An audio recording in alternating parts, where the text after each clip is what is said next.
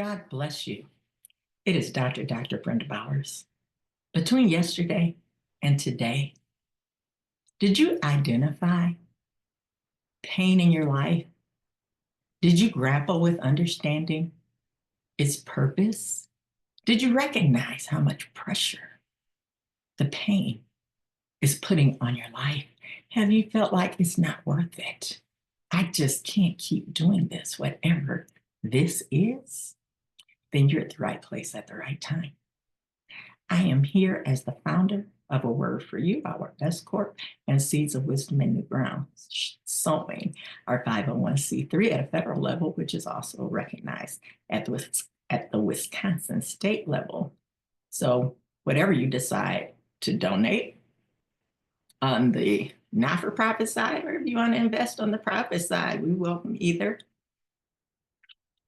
I'm here to tell you that however you're feeling, I can help you get where you need to be.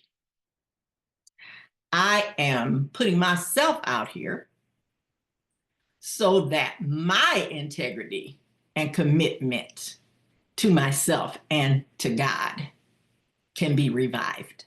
I know what it is to experience a valley that's so low, you just get comfortable with it. You just say, land is cheap down here in this valley, so I'm just going to buy up a bunch of valley properties. Or you can look to the hills from whence cometh your help. Not because the help is in the hills. That might just be a Zor. That just might be a temporary refuge lot. Look to the hills from whence cometh our help, because our help comes from the Lord. So if you're saying, yeah, not only have I bought land in the valley, I'm a somebody in the valley. I don't really think I want to live in the mountain, because all these people in the mountain, all this nonsense they doing, watching YouTube, watching Facebook, watching Instagram, watching TikTok, watching X, contributing, not contributing. Somebody ain't accepting your requests, and people are that you don't want to even be part of your tribe. All this, all of that. But I just want you to know that I can help you getting the complex simple. Why am I doing this? Because I wish somebody had done it for me. I'm committed to however the provider wants to use me. This is not one of my favorite platforms. I want y'all to know, actually, I am an introvert. I am an introvert, and I have learned how to extrovert my talents, abilities, gifts, and skills. I had to learn how to do my taglines. That's what that stands for. You are going to start working on your taglines, your talents, your abilities, your gifts, your skills. Because once we realize that we have them, and all of us do, you do not have to hold an office to be gifted with the works of the office. So I know what it's like. I know what it's like to be a valley land owner. I know what it's like to be one of them folks on the mountain that everybody's saying, see how she is? I don't want to be up there with her. And everything in between. But today, I offer you my tags, because my tags are what has kept me breathing when I didn't want to. So you're not alone. I'm not coming to you as a pompous consultant, creator. I'm not coming to you as the only one that knows what it is to be an apostle, a prophet, an evangelist, a pastor, a teacher. I'm not coming to you as the best coach on the planet.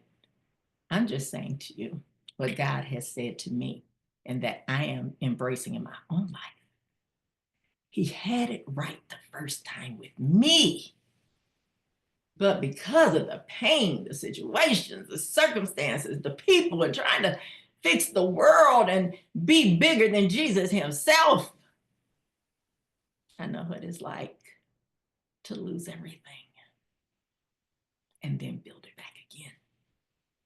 So if you invite me into your life because you're ready to invest in yourself, I promise you that I will give you the best of me as long as you are giving yourself the best of you.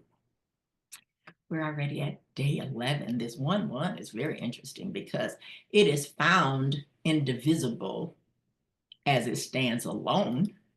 But then we find out that when we add them, that 1 and 1 add to 2. What is 2? What does 2 represent? 2 represents when I had my DE, my first one, and the Lord asked me what was the greatest gift that God has given us. And I said, salvation. And he said, no, it's not.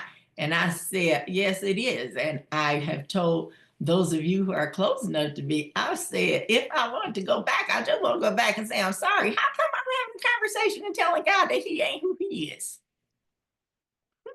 He created me. Y'all be careful with how you treat your parents when they've done the best they could. And now you old enough to think you understand what was going on when you wasn't old enough to say nothing. So we have to be humble enough to see the honor that others are due, to see the respect that others should be given, and to look in the mirror and to see the person who put all that great stuff inside of you. Release yourself of all those things that somebody told you that they know what really happened, and they're younger than you. And if they're older than you, then what were they focused on?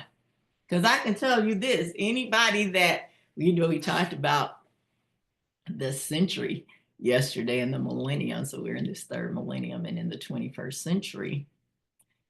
Anybody that was born after Prince's 1999 and the next day being Y2K, and you're where we are now, any of us that are alive, we can step back and we can absolutely find something good in our divine nature assignment, our DNA, and release what we think was bad because we don't fully understand. What often happens, this is again scientific proven data, that what we really hate that prevents us from looking at ourselves is because we see whoever raised us. And it's easier to blame those influencers, those rock solid folks, the ones that are rooted down and fruited up, when we look in the mirror and we see them instead of us. That's easy peasy. The devil ain't thinking about you. Stop giving him credit on any front, because he's not, oh, no, you ain't got to worry about her, because she ain't going to be doing what Dr. Bauer said, because when she look in the mirror, she ain't going to see herself. She going to see her mama. She going to see her daddy. She going to see her abuser. She going to see her siblings that treat her bad. She going to see her coworkers that treat her bad. She going to see how hurt she's been in the church. All of that, yada, yada, yada. Look at you. Look at you and see you. Forgive us our trespasses so that we can forgive those who have trespassed against us. If you believe you had the worst of the worst of the worst of the worst parents, guardians, influencers, mentors, support groups, if you think that they are your problem, I want you to start documenting for yourself at least one word that gives them credit. Because if you're in a place where you can say, you're no good, you're no good, you're no good, y'all, you ain't no good. And then I'm gonna say it again, you're no good, you're no good, you're no good. You just ain't no good. There are evil people in the world, and there's evil in the world. but you get to choose to see what you see. Half empty, half full, or overflowing in abundance. It's going to be really hard when everybody in our lives, even though you're here, so you are among those who didn't get aborted, you didn't get put in a garbage can, you didn't get thrown into the river, so you are here. So even if that one thing is those people who are influencers in your life in whatever position they were in, whether that position was parent, guardian, influencer, mentor, siblings, whatever, just recognize that you're better because of what they put in you. And if truly they are evil and wicked, then divorce them. Divorce them out of your mind. Stop following them. I have told y'all, I give you permission. The only people that should be on here is the people that want to be. Do I want everybody to be here? Absolutely. Because I've forgiven myself. If I would have been in front of this when I hadn't forgiven myself, nor anybody else, nor God, then I wouldn't be saying all this yickety yak. But instead, we get to embrace the power of each other. Sometimes you got to go through everybody to get to you. That's okay. I'm here with you. Day 11, if you're counting up, day 30, if you're counting down. The purpose of your pain, part 2. So today is a little bit more scientific facts, but not a whole lot. The International Association for the Study of Pain. So the header I put up there is, am I really in pain? Or is it just in my brain? And the answer is yes and yes. You are really in pain. It is in your brain. What's so good is it's in your brain and not your mind. Because if you have been committed to the mind of Christ, your life is so much better than it would have been, and you don't even know it. So the International Association for the Study of Pain defines pain as an unpleasant sensory and emotional experience associated with or resembling actual or potential tissue damage. So you feel something. This flesh talks back to us. Someone put a word in. What does that sound like in the definition that we covered when we were talking about taking our song back? What does this definition remind you of most immediately? An unpleasant sensory and emotional experience resembling and associated with actual or potential tissue damage. I know you all are getting it. Sound like noise, don't sound like music. That's the answer. Sometimes pain arises in the absence of any other detectable stimulus, any other damage, any other disease. When you present to a care provider and you can't describe pain that you're having, it becomes more difficult for the experts to give you a diagnosis. Pain really does help diagnostically. So today I just want to really give you some highlights to let you know being in your body is good. I don't care how big you are. I don't care how skinny you are. Do you understand that anorexia and gross obesity do not have to keep you from understanding your body? And I've been both.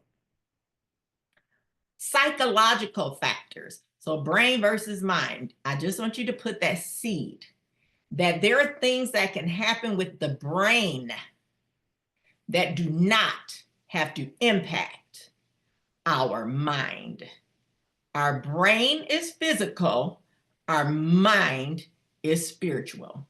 Our brain is part of our external temporal, our mind is part of our internal eternal. So make sure you're parking that in your heart.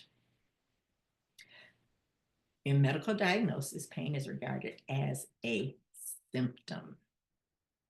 Pain is a symptom of an underlying condition. Pain is what we look to see how we can help our patients the best, how we can help our child the best, how we can help someone who reports to us in a better way. There is a true psychological factor: social support, cognitive behavioral therapy, excitement, distraction, all can affect pain's intensity or unpleasantness. So the important part there's a lot of important things here, but what I want to highlight is in the psychological factors. As we read that, and couldn't give it to you until day 11, this number of judgment, and you give, but it's not only a number of judgment, it's a number of choice. And sometimes we are judging ourselves when God isn't. But sometimes we are given medication, systems, processes, skills, assignments. You make it easy. I'm thinking about it. Oh, let's just say you got to go to physical therapy. If you go to physical therapy because you broke your leg and it hurts so bad, still, when you go to physical therapy, the therapist is able to work with you and say, yes, I have seen improvement with people that have been in your condition and even worse. The psychological factors: do you have a support system? Have you ever been anywhere and that's been a question asked to you? Are you in any type of therapy where we can look at your cognition and your behaviors and create a bridge that can get you to a less painful place and more of a pleasure point than a pressure point? In some debates regarding physician-assisted suicide, Dr. Kevorkian, any of you are old enough to know that case study? Was it assisted suicide? Was it euthanasia? Was it illegal or not? So it was deemed as illegal, but he certainly would have categorized it as treating a symptom in concert with and in partnership with the person who had a terminal disease. And we typically don't question when it's an animal. I mean, y'all know I'm a big animal lover, but I've also had to put some animals down. It was really hard, but I knew it was the right thing to do. And we scheduled a time, went in the vet. Vet said what was going to happen. Pet got the necessary injection, and I've been able to stay there. I stood by for some of you when your pet had to be put under, put down. So when we overlay that to our human experiences, if someone chooses, because 11, indivisible on both sides, put together is the number of choice. So it gets goofy real fast. Do I have a right to make a decision about me, regardless of what someone else thinks I should do? Do I have a right over me? Some will say yes, some will say no. And in those last days, more specifically, I'm not talking about you got diagnosed today and you still healthy and you saying, Dr. Kevorkian, can you come hang me an IV? I'm tired of this. So I don't have to blow my brains out, so I don't have to take a bunch of pills. No. Really getting to that unbearable point, the point where the person is not even able to open their eyes, will never be able to stand up again based on physiological signs.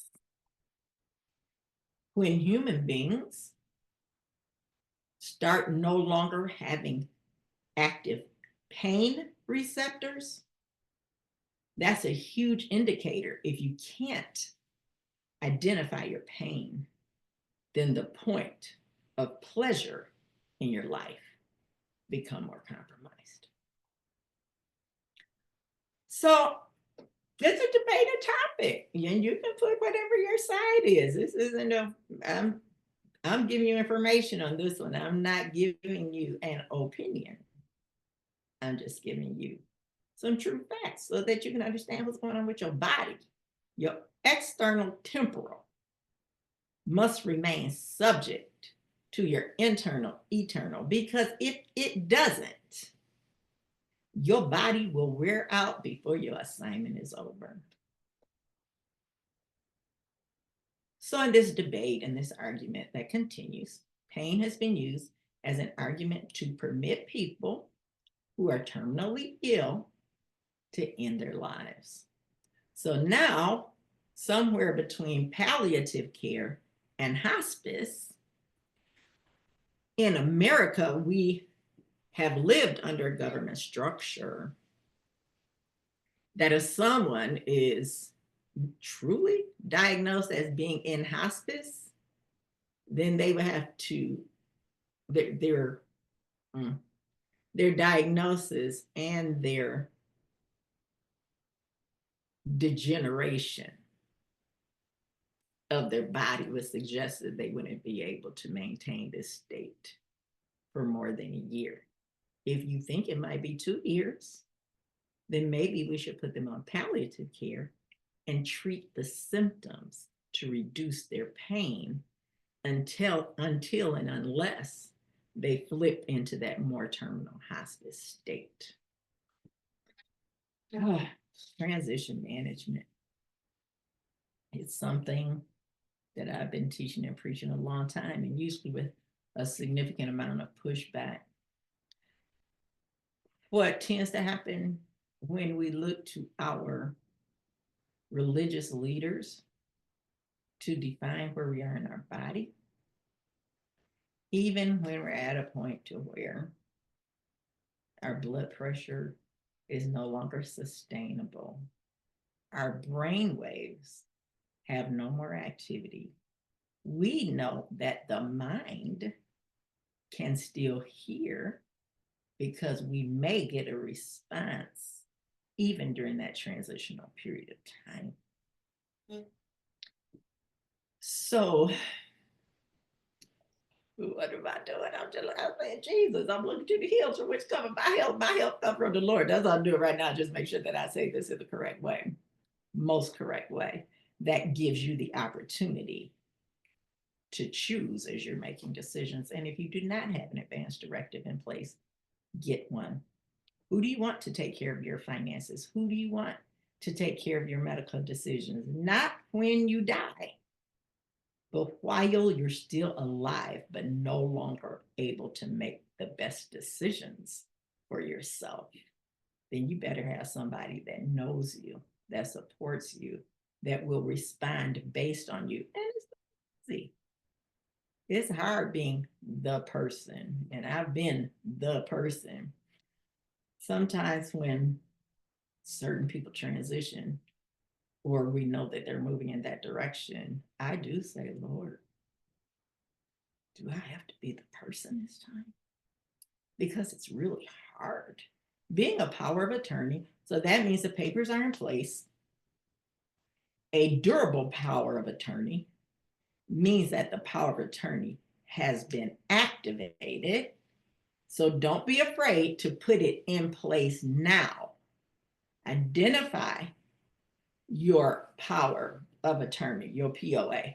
Identify if you're live and decisions need to be made about your finances, about your health care, the management of insurance coverage, lack of insurance, and everything in between. And if it is somebody that everybody believes would be the person and you know they're not the person, more reason to get your paperwork in place.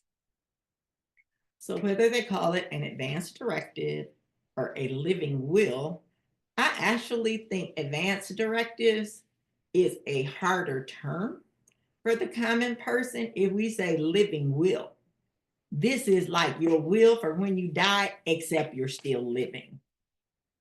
Those documents are available from your healthcare providers. They're also available on government websites, and do it while you're healthy. Then also make sure that you have things that when we flip from a living will to a last will and testament, have that in place also, because who is it that you want to be over? Who is your ecclesia? Who is your executive that you're saying, when I'm gone, I trust this person to delve out my wishes, my property, my money, my heirlooms. I trust this person to do that, which may not be the same person or persons as when you are alive and you have documented your wishes of care while you're still alive.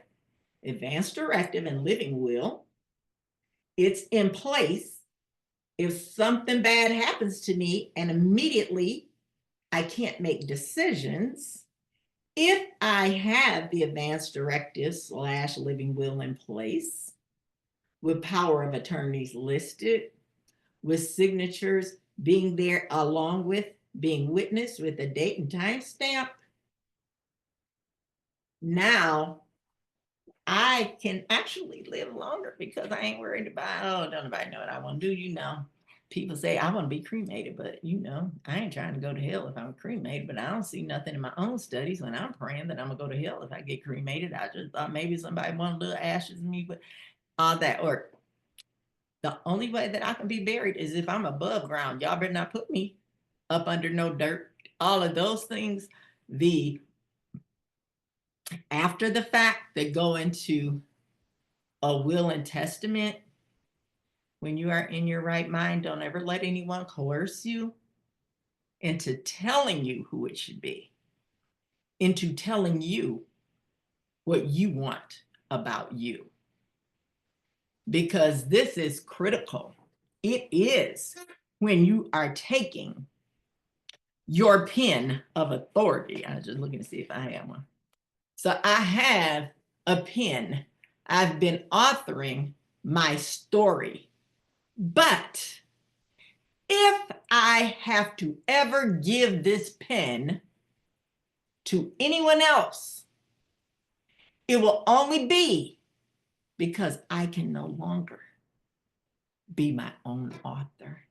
I got to flip from an autobiography to a biography. Know who you're going to transition that pen to.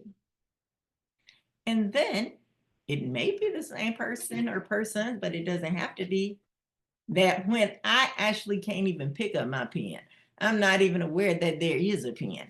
And in fact, I am absent from my body, so I'm present with the Lord, then my last will and testament can be overseen and executed in the way that I know my wishes will be met based on the legacy that I want to leave, the way that I continue to make an impact on the world after I'm no longer in it is by making sure that everything I've done doesn't get hung up in the courts, doesn't become subject to whoever says, of course it would be you, because everybody becomes the favorite of whoever it is that's no longer alive. All of that, fix it while you still holding your pen. And people of color, we still are not doing a good job of having some type of insurance in place when that time does come. We have to deal with the celebration of so many people's transitions, people that you just know got it together. And then you find out, no, they didn't have any insurance. And then we're looking to see who in the family we believe has enough money to pay, or we're trying to see what the state or the county or the city can give us, or we want to know what our military benefit is, all those things that rise to the surface. And now our pen is just, it's laying on the floor. It's not even on the table because the brain flips into self-preservation. And if you got anything that anybody wants and they've been waiting on you to die to get it, that's probably not who you want on your paperwork. We need the sensation of pain to let us know when our bodies need extra care. Pain is an important signal. And 40 years ago, I believe it was, when the Tylenol scare happened, when some people died because the Tylenol was laced. Some of you are younger than 40, and those of you between ages maybe 45, 40 and 45, and maybe even up to 50, don't remember that happening. Because when it was over, when that tribulation, that trial, that temptation was over, guess what happened? Tylenol kept its name and it's back on the shelf. Why? Because it's an analgesic, so it can address pain, and it's an antipyretic, so it can reduce fever. If what you need is an anti-inflammatory, Tylenol is not. That now is when you get into your Advil, your Motrin, your Aleve, and the first two being ibuprofen. The second one, Aleve, being naproxen. And when you may be in a lot of pain and you go to urgent care, they may give you some Toradol, which is an anti-inflammatory and is a intramuscular injection. That you say, no, that ain't where I hurt, but they usually give it into a hip. They sometimes give it into the deltoid right up here. But what it does is it reduces the inflammation. Therefore, when you get orders to take Tylenol for the pain and to ensure that we're not having a fever that's going to get out of control, and in between, take an anti-inflammatory, an NSAID, a non-steroidal anti-inflammatory drug. That's what an NSAID is. So ibuprofen and naproxen are non-steroidal inflammation drugs. What does that mean? It means that when it is a steroidal, like cortisone, cortisone isn't the same thing as ibuprofen or naproxen. It's an anti-inflammatory and an analgesic. And our NSAIDs will have some antipyretic to it and even some analgesic to it. So, you can lower your temperature if you're having a fever. You can reduce some inflammation. So now we're doing what may be called combination therapy. So understanding the difference between aspirin is also an NSAID. A lot of people don't know that. And the other area that those NSAIDs can be used may be in cardiac disorders, because if some of you are taking an aspirin a day to ensure that where your valves have been constricted, sometimes it's a baby aspirin, baby aspirin a day can keep your veins and arteries open enough to have normal blood flow. So more medical. Then I wanted that to be a more advanced directive, living will, last will, and testament. But it's part of the truth of the society, of how we have to manage being legal on the earth in our earthen vessel, and nothing ever has to be wrong with the internal, eternal treasure. Do not value your treasure based on the state of your earthen vessel.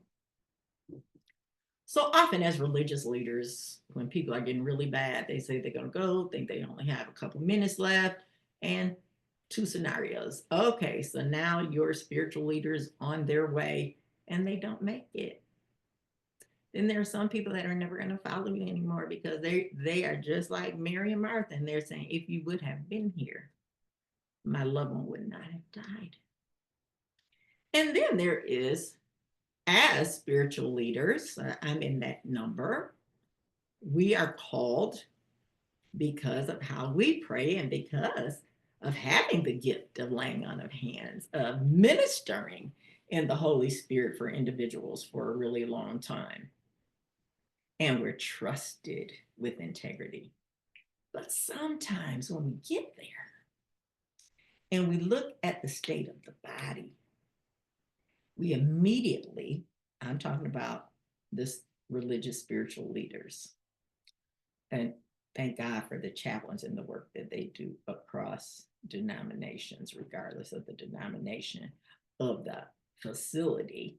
There's typically an option for a person to receive prayer from a staff working for the hospital chaplain. But now, if I come in the room and the blood pressure is so low, they've done the 3 MRIs, the brain function is still flat. We've been shaking them to get to them to get up. You ain't got to leave. We believe that you're going to go home. We know that Lazarus was raised from the dead. But we also know about deathbed salvation, people that die, but because they knew they were going to die, they said, please come give me communion because I want to see Jesus. As religious spiritual leaders, we really have to be mindful of understanding the condition, in particular, the pain receptors that are active for the person that we've come to pray for. And let us make sure that our calling and election is sure. Because if our job really becomes helping to usher the soul and spirit back, so it can ascend back where it came from as being created in the image and likeness of God, and how to manage the body that's getting ready to no longer have the spirit and soul. So it is not always our job to say, well, I know what the doctors are saying, but I ain't hearing that from God, and we're going to stay here and we're going to fast and pray. And I have a couple of examples of people that were mothers of the church that I look to for leadership and guidance. That when I've gone to pray, they've sat up and said, I said, do you need something? Yes, I do. What is it that you need? Tell these folks to stop praying for me so I can leave. Anybody ever had anybody experience that? And I've experienced it in all denominations, in all ethnicities and background. It's an interesting place to be when we can look and we can see, but if we're not sensitive and we're so committed to reviving the body that we're not aligned with the reviving of the spirit and the soul. So pain serves a very important role. Thank you, neurologists who do great pain tests when we get to this place. And when you have diagnoses, I know that many of us do, that manifests as spasms, that manifests as nerve damage, that manifests as an inability to walk or sleep, and pain is off the charts. When they say, What is your pain from 0 to 10? When I'm in a state where I'm saying, I don't want that pain scale. I'm at about a 35 right now. Okay, but you can only, so at 10? No, I really don't want you to circle 10. And I'm a healthcare executive and practitioner, but I'm telling you, I said, no, I don't want you to circle 10 just because that's all that y'all got on this sign and just because that's how you train people. I'm at a 35. Give me something. Because I might be at a 5 and you still put me in a medically induced coma. Again, it gets goofy fast. So stick with us because it's those kind of questions as well that I would love to support you in you coming to the best decision for you, you coming to a state of forgiveness for you and your loved one, and forgiving the providers, and. Because when we move from the place of it ain't over until it's over to, well, now since it's over, do they have an insurance policy? What kind of service you want? They getting cremated? Oh, they ain't got no money? Well, we got to raise an offering. We can only get the inexpensive casket. There's not even steel, but you can get all of that. It's our responsibility as part of us being responsible for our happiness. If we're really joyful, happy, and blessed, let's do our loved ones a favor and put our wishes in place for when we're alive and then for when we're gone. Pain is a very important signal. When we sense pain, then we pay attention to our bodies, and then we can take steps to fix whatever is hurting. Pain also may prevent us from extensive or additional injury. If my leg is broke and I don't feel any pain, and I walk and I fall, and now my other leg is broke, and I might now feel pain, if I would have recognized that pain, even in its absence, on my diagnosed leg fracture, we saw it. We know the bone is cracked. They put the image up there for us, but we don't feel pain. That is not always, oh, this is such a great miracle. No, it might mean there's nerve damage. Can certainly be miraculous. And physical states are not synonymous to sin, nor are they confirmation of a completed assignment and a soul and spirit that's ready to return to where it came. I also put the reference down there. Is this my last? Okay, this might be. So common sense is not so common, let me tell you. Well, it's just common sense. Well, what is that? You're telling me it's common sense, but what is common sense? Because evidently I'm supposed to have it even if I don't. That's because common sense really isn't common. Common sense tells us that people seek pleasure and they avoid pain. But that's not always the case. Various activities involve pain, including running, hot massages, tattoo applications, piercings, bondage, discipline, domination, submission, sadism, and masochism. That's what BDSM means. The link between pleasure and pain is deeply rooted in our DNA, in our biology. All pain causes the central nervous system to release endorphins, proteins which act to block pain. And they work in a similar way as opiates, whether that's morphine or fentanyl. Those become very precious to have because people are seeking a drug-induced way. And when I'm using the word drug, I'm not using it in a broad illegal standpoint. I'm saying prescribed drugs, drugs that are only administered in healthcare environments, and drugs that you can buy on the street, or only one person in your family can pay for them, so you got to split them. All that stuff is really happening. But what we're seeking from a biological standpoint is to erase our pain with pleasure, and medication becomes an immediate go-to if there's nothing else stable in place. Going back to that social support.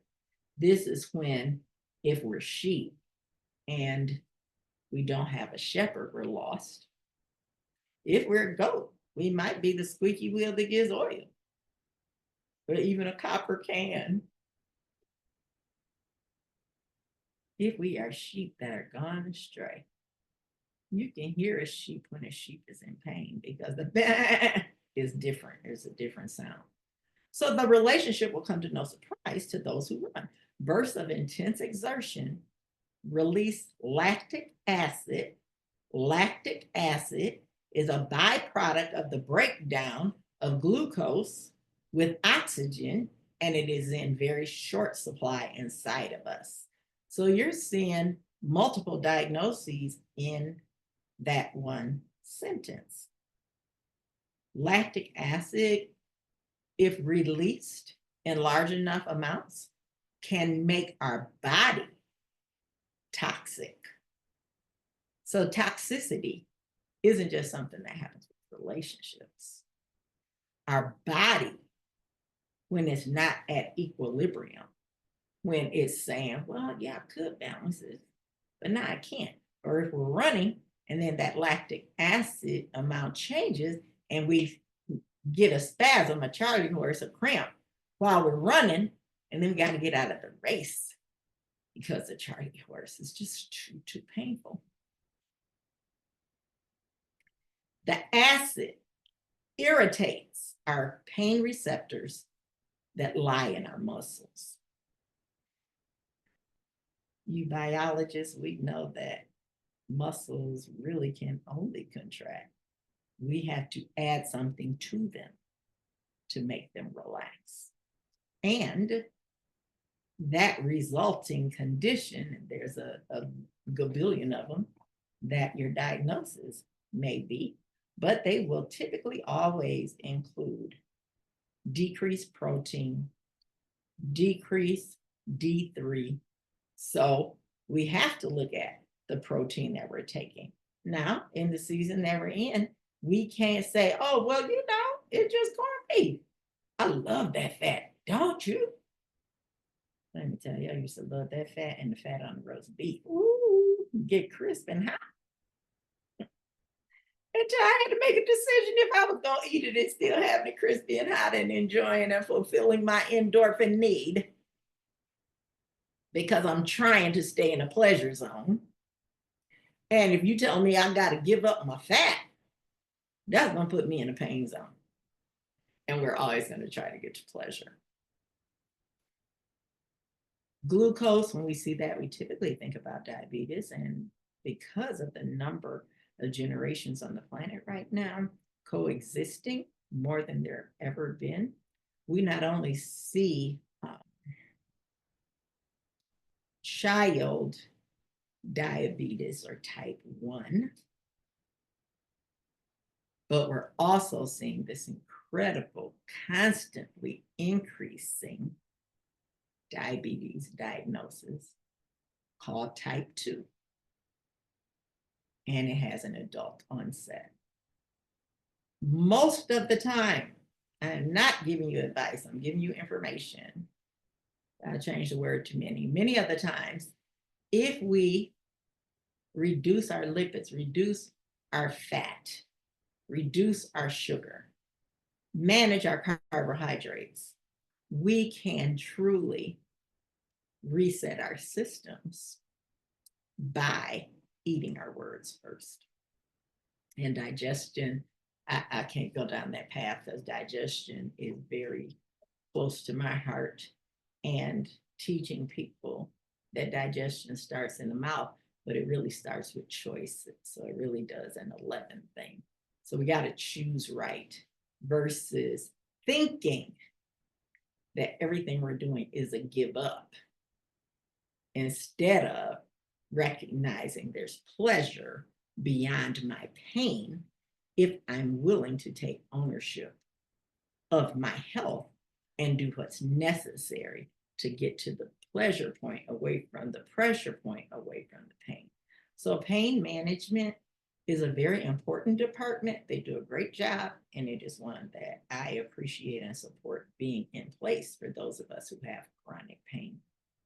So the acid irritates pain receptors in the muscle, and these communicate their plight to the brain through electrical messages, and those are sent through the spinal cord.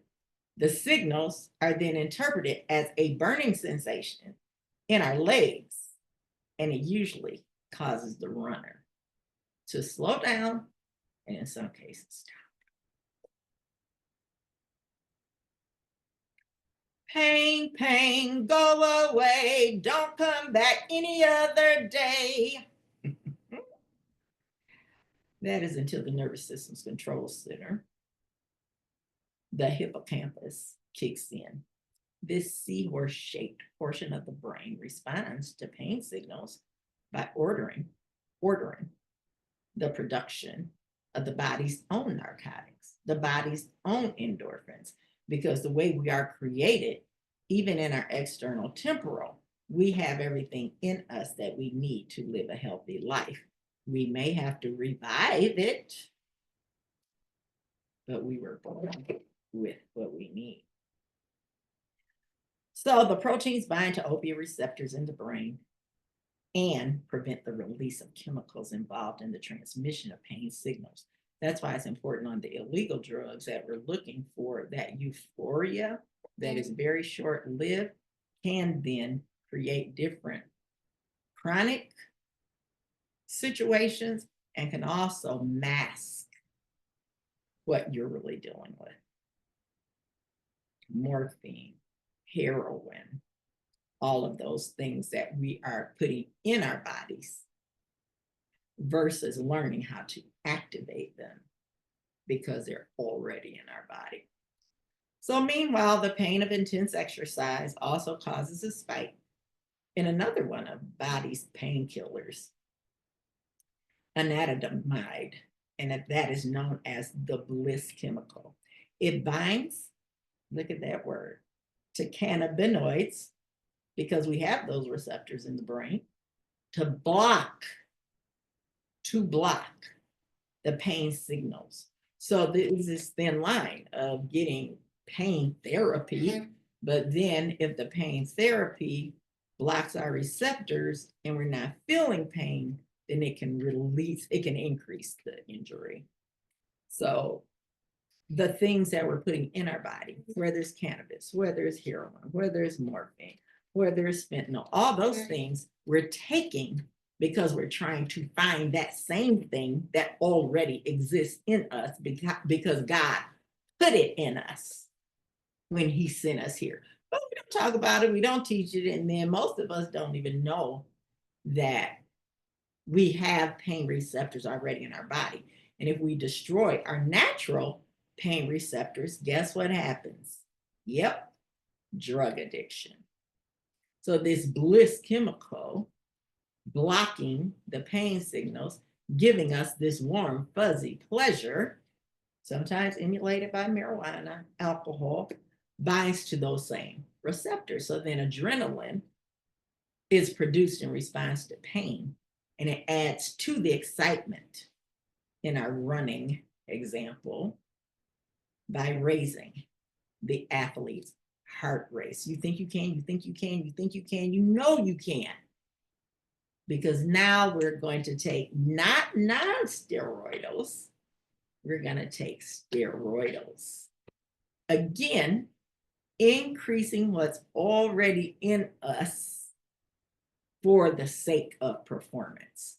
In most places in the world, athletes who engage in that therapy can be disqualified for whatever category they are engaged in, because these steroidal enhancers give this short bump into, I don't have to feel any pain, even though my leg is broke. I can run this race. I can beat my own record. So when we're taking things in, it's less about if the world is saying that they are legal or not legal. And if they're legal, what's the amount? And if you pull somebody over and they're inebriated, what is the right number that means they shouldn't be driving? And what do we do in those situations? So that's just a more than you may want to know, but God wants you to know, even at a high level. What exactly is the pain that will yield much needed gain? Burning legs are thought to discourage overexertion, while the runner's high may have enabled our ancestors to endure the pain of a marathon hunt. More generally, the pleasurable post-pain rush is thought to have been involved to help people cope with immediate aftermath of an injury. There are times when I may get lidocaine for an area or Novocaine when you're at the dentist, and that pain medication is very short term. When they wear off, your pain can return with a vengeance. So your provider probably gives you a few days of maybe a muscle relaxer, maybe a painkiller. What happens is, over increased use over years, then we see some of those painkillers, whether they're Tylenol 3s or Vicodin or Percocet or Valium. Those are also very addictive. Why? Because they decrease those same receptors, those same proteins that are in our brain, but our body is going to say, I don't have it. I need it. I need my fix, and I'm willing to do anything to get it. So why are some pain enjoyable and other just plain agonizing? One theory to explain this is benign masochism. That means you're seeking out pain while maintaining an awareness that the pain isn't going to cause serious damage. It's something animals actually aren't capable of doing. So that is a differentiator for us. So when we look and we say, well, we got increased tattooing, we got all these piercings everywhere, and nobody's made to cover them up anymore. Let me tell you, anybody that has either or both, they are probably in this category. If you get waxed, if you get exfoliation, what is something that you have done that causes you pain, but you know that the gain is worth the pain because it's just something you want to do? And then what do you do before you go for whatever that is? Do you take Tylenol? Do you take ibuprofen? Do you meditate? Do you go into your yoga space? Do you go and pray at your altar in your house?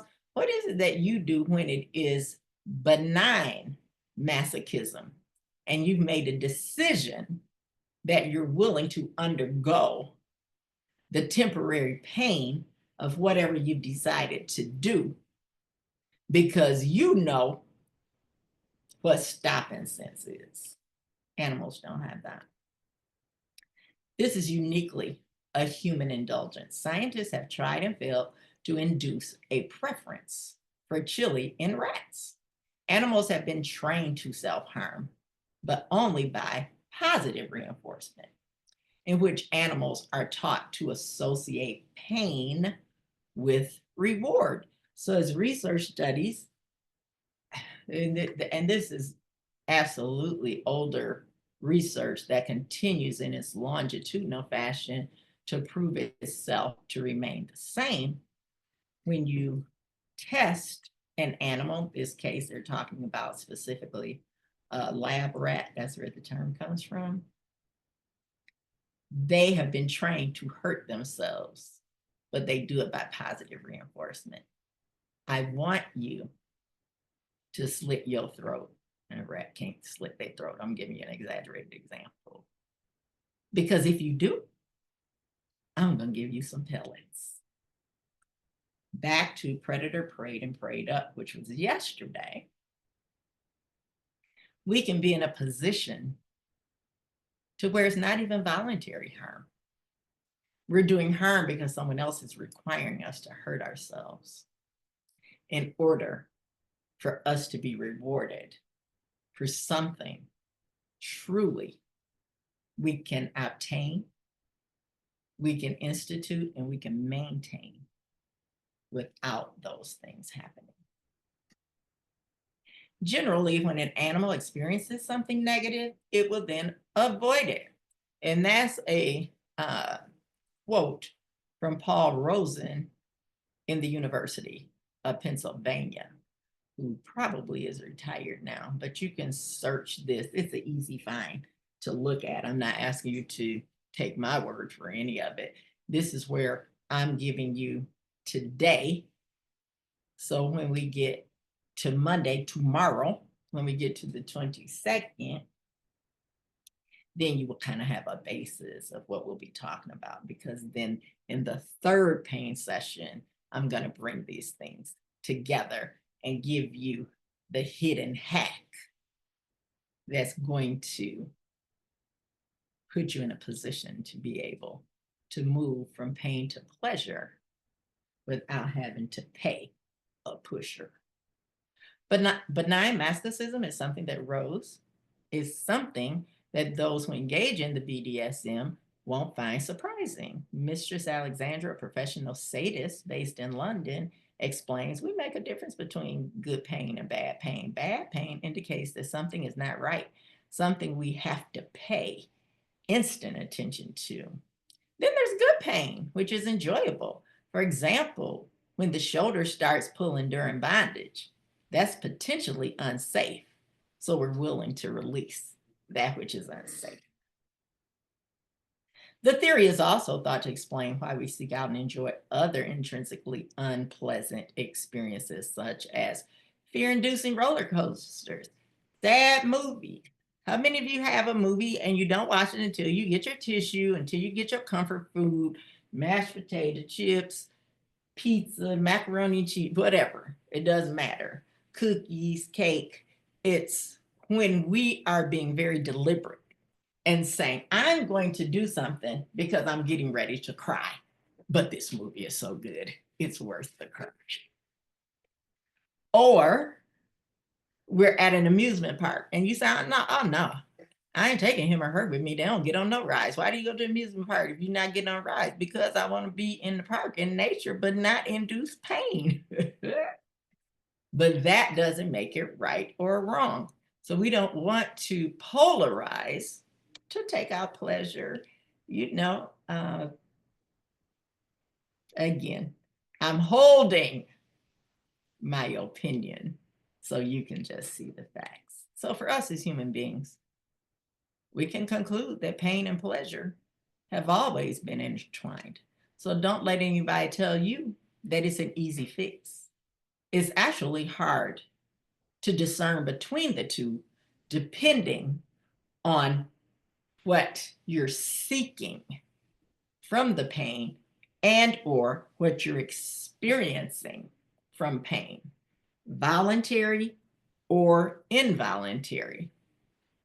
What we're going to do on day 12 is talk about, so how do we put this natural and spiritual thing together?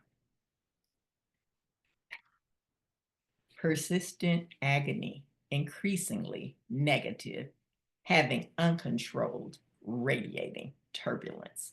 This is also going to be one of our slides for tomorrow, but you know that I do acrostics, so pain, persistent agony, increasingly negative. And then hurt, haven't introduced that one yet, having uncontrolled radiating turbulence. So even just by that headline definition that I'm sharing with you for you to bring into tomorrow's discussion, there is, just in the acrostic that I created for you, hopefully you will see an immediate difference between pain and hurt.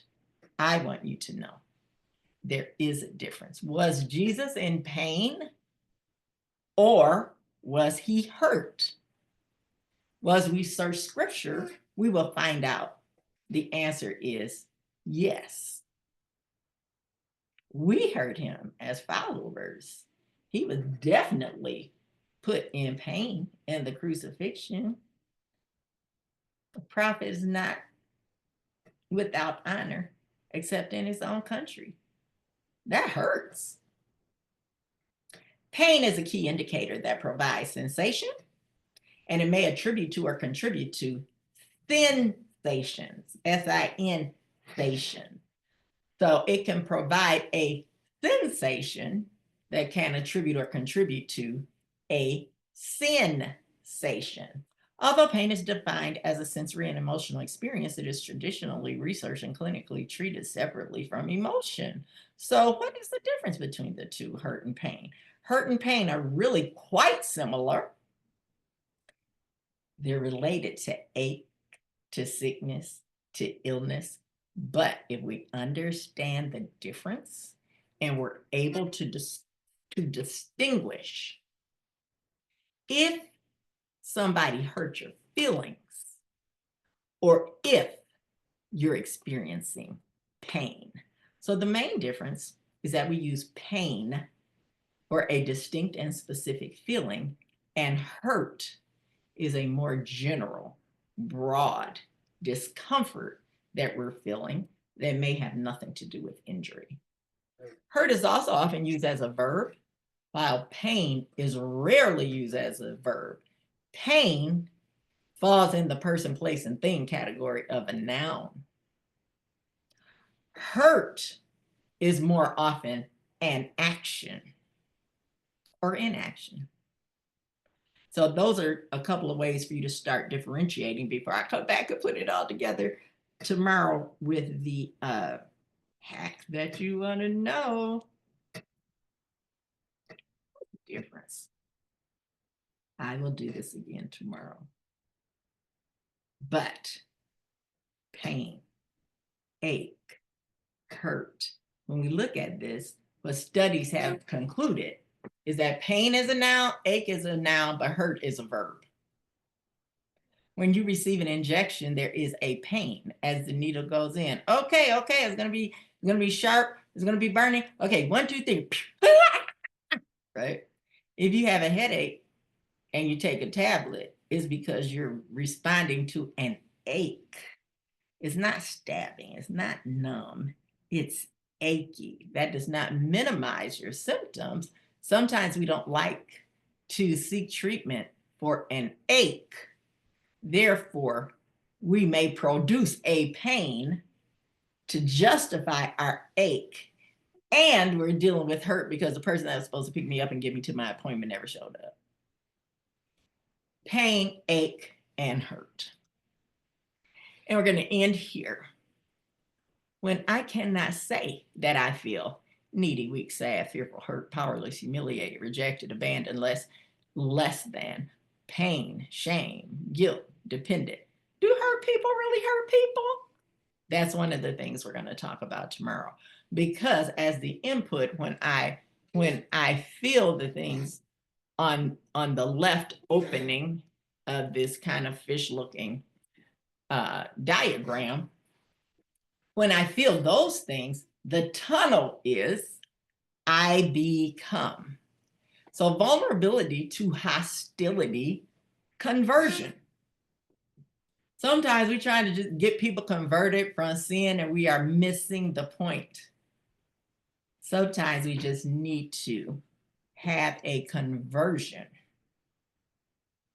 that will prevent hostility versus the vulnerability of hostility, conversion.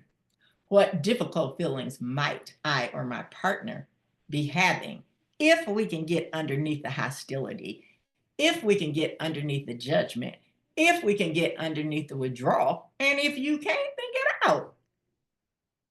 You have to own you and you have to allow other people to own them. However, when we've done great at forgiveness, this gives us more reconciliation opportunity.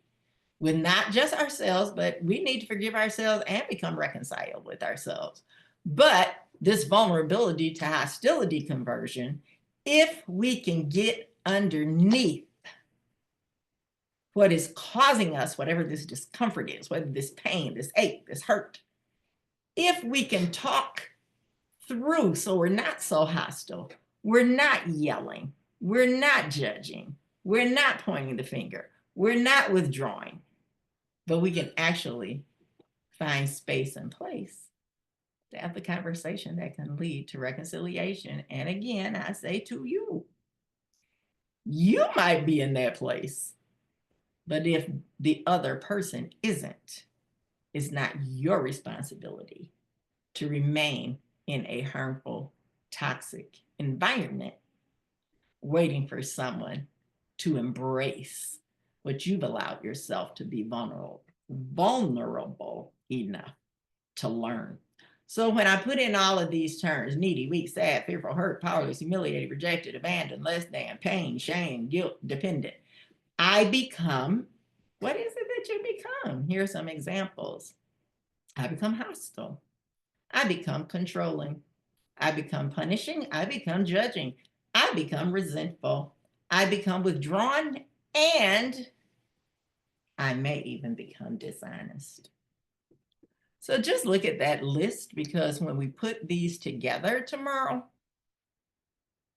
I want you to be able to answer for yourself, not anybody else. And I know so many are looking at this list and say, that's what I've been trying to tell them. That's what I told a long time ago. No, let's just answer the question. When I cannot say, when I cannot give rise to, life and death is in the power of the tongue. And whatever it is that you love, you're going to eat the fruit thereof.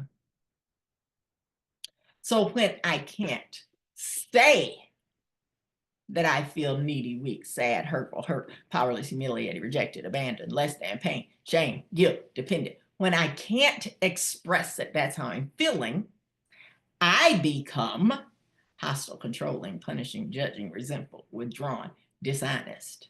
So just think about those 7 words, because I'm going to ask you tomorrow which ones identify you, not anybody else. And if you want the somebody else, then you got to get them involved in the conversation. Stay safe. I'm neutral. They don't have to like me, even though they love you. We just keep it to the facts. So, did you get your elements? So we're ready to get to day 12, which is going to be 12 and 29. Isn't that something? We started at 40 and now we're already at 29, even though we're only at 12. It can feel like not enough and too much at the same time. As we have appreciated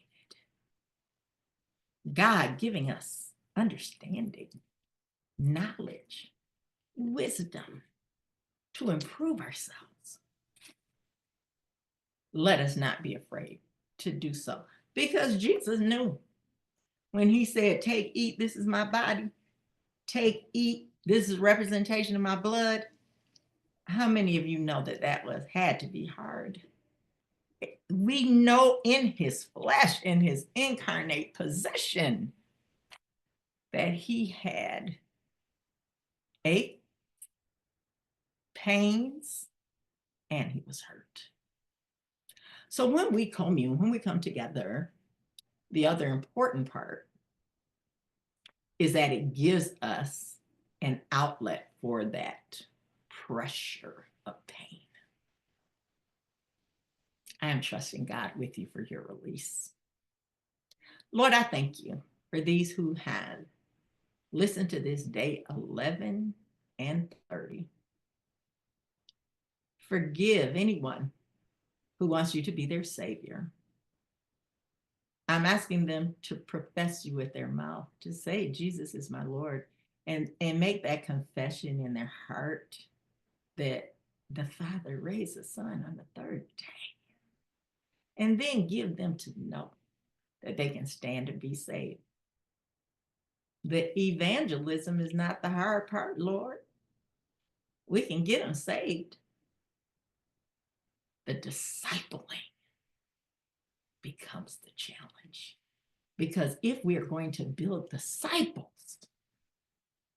we can't continue to evangelize them once they have made a declaration of salvation.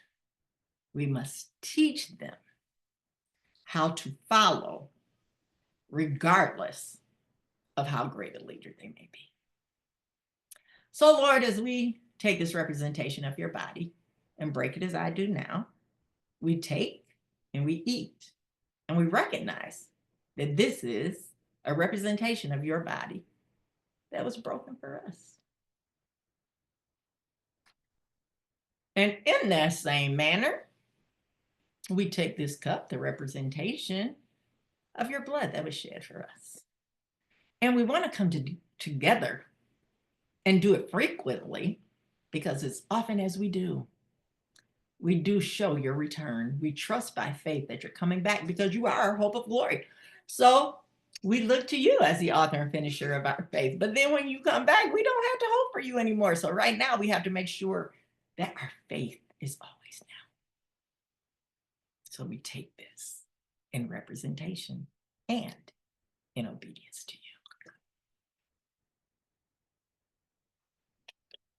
Hallelujah. Thank you, Jesus. Glory to God. Do you have to participate in communion? I've just had so many requests to include it, and even baptism. I'm still thinking about that. I'm not sure how we're going to do that virtually. But if someone was doing baptisms during COVID, please let me know what technique you were using, as well as feet washing.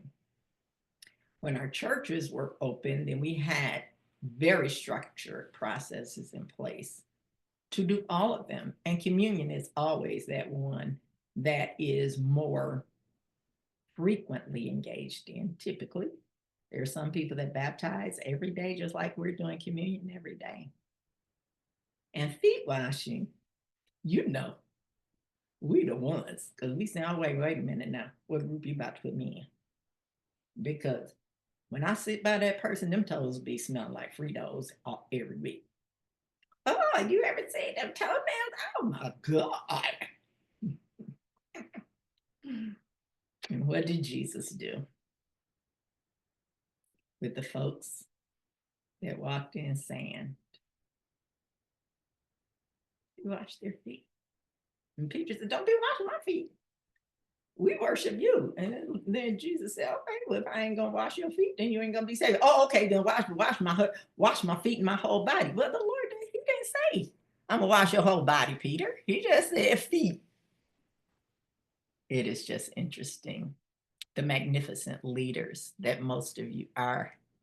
And now we can start identifying some of our goat behavior, even though we are called to shepherd, and it's hard to do both. And then we have to learn how to follow. That is the number one greatest challenge for those of us who lead. So it is until soon. We ain't worried about no pain, ain't gonna get no gain, and we ain't gonna keep on trying to figure out these external things, because the more we put them in our body, then the more unbalanced we become. The more imbalanced we become, we do have odors around us that smells like this different stuff that we smoking and choking, and we ain't joking. So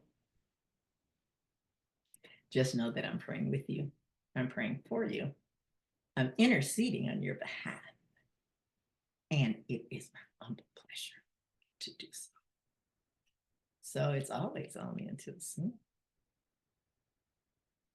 Agape. And shalom.